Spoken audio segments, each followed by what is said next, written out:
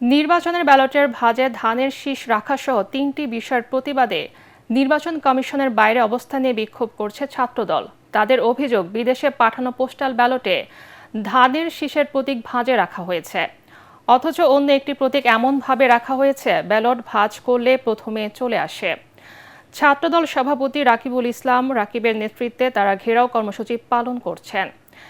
এ সময় ছাত্রদল সভাপতি রাকিব বলেন, পোস্টাল ব্যালট সংক্রান্ত বিষয়ে নির্বাচন কমিশনের পক্ষপাতদুষ্ট প্রশ্নবিদ্ধ সিদ্ধান্ত নির্বাচন প্রক্রিয়া নিরপেক্ষতা নিয়ে গুরুতর সংশয় সৃষ্টি করেছে। তার অভিযোগ, একটি রাজনৈতিক গোষ্ঠীর চাপের মুখে দায়িত্বশীল ও যৌক্তিক সিদ্ধান্তের পরিবর্তে হঠকারী ও অদূরদর্শী সিদ্ধান্ত নিচ্ছে, ইসির স্বাধীনতা ও পেশাদারিত্বকে প্রশ্নবিদ্ধ করে।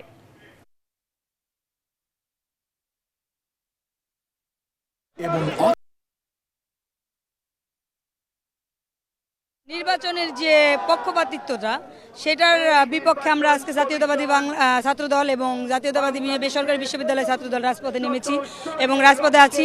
আমাদের এই ধানের শীষকে অবমূল্যায়ন করে ব্যালট পেপারে সবার শেষের দিকে দিয়ে যেই অপচেষ্টা করা হয়েছে, ইতিমধ্যে সেই ষড়যন্ত্র বাংলাদেশ সহ বিশ্ববাসীর কাছে উন্মোচন হয়েছে। নির্বাচন কমিশনকে আহ্বান জানাচ্ছি, সব ধরনের ষড়যন্ত্র আপনার মোকাবেলা করতে হবে, সমর্থ থাকতে হবে।